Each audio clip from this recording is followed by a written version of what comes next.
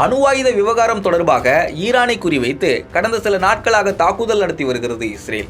அதாவது அணு ஆயுதத்தை தயாரிப்பதில் ஈரான் தீவிரமாக உள்ளது என்றும் அது தங்களுக்கு அச்சுறுத்தலாக இருப்பதாக கூறியும் ஈரான் மீது ஆபரேஷன் ரைசிங் லைன் என்ற பெயரில் கடந்த ஜூன் 13ஆம் தேதி இஸ்ரேல் தாக்குதல் நடத்தியது. இதற்கு பதிலடியாக ஈரானும் இஸ்ரேல் மீது தாக்குதல் நடத்தியது. தற்போது இரு நாடுகளும் மாறி மாறி தாக்குதலில் ஈடுபட்டு வருகின்றன. இதனால் மத்திய கிழக்கில் போர் பதற்றம் நாளுக்கு நாள் அதிகரித்து வருகிறது. இந்த தாக்குதலில் ஈரானின் முக்கிய தளபதிகள் கொல்லப்பட்டு வருகின்றனர். இதற்கிடையே அமெரிக்கா தெஹ்ரானில் உள்ள பொதுமக்களை விரைவில் வெளியேறுமாறு எச்சரித்துள்ளது.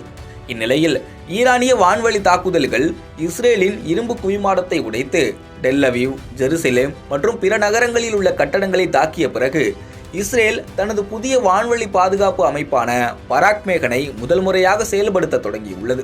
இந்த புதிய வான் பாதுகாப்பு அமைப்பு கடந்த ஜூன் 15ஆம் தேதி இரவு ஈரானிய ட்ரோன்களை இடைமறித்ததாக இஸ்ரேலிய ராணுவம் தெரிவித்துள்ளது.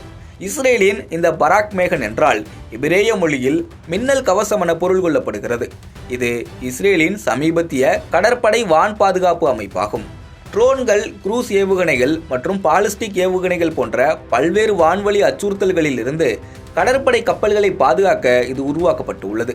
இந்த அமைப்பு SAR-6 கோர்வெட்டுகள் எனப்படும் மேம்பட்ட இஸ்ரேலிய கடற்படை கப்பல்களில் பயன்படுத்தப்படுகிறது. பராக் மேகனின் செயல்பாடு என்று பார்த்தால் பராக் மேகன் ரேடார், கட்டளை அமைப்புகள் மற்றும் பல்வேறு வகையான ஏவுகணைகளை சுடக்கூடிய ஸ்மார்ட் செங்குத்து ஏவுகணைகளின் தொகுப்பை பயன்படுத்துகிறது.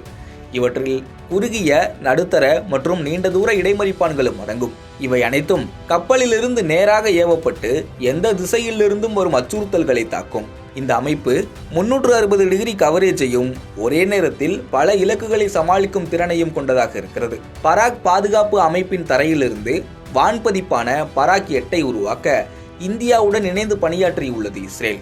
இந்தியாவின் பாதுகாப்பு ஆராய்ச்சி மற்றும் மேம்பாட்டு அமைப்புடனான இந்த கூட்டு திட்டம் விமானங்கள், ட்ரோன்கள், கப்பல் எதிர்ப்பு ஏவுகணைகள் மற்றும் பாலிஸ்டிக் ஏவுகணைகளுக்கு எதிராக பாதுகாக்க வடிவமைக்கப்பட்டுள்ளது.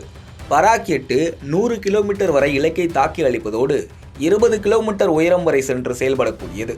கடற்படை பயன்பாட்டிற்கு குறிப்பிட்ட பராக் மேகனை போல் அல்லாமல் பராக் 8ஐ நிலம் மற்றும் கடல் தளங்களிலிருந்து பயன்படுத்த முடியும். இப்படிப்பட்ட அமைப்பை வைத்துதான் ஈரானின் ட்ரோன்களை சுட்டு வீழ்த்தி இருக்கிறது இஸ்ரேல்.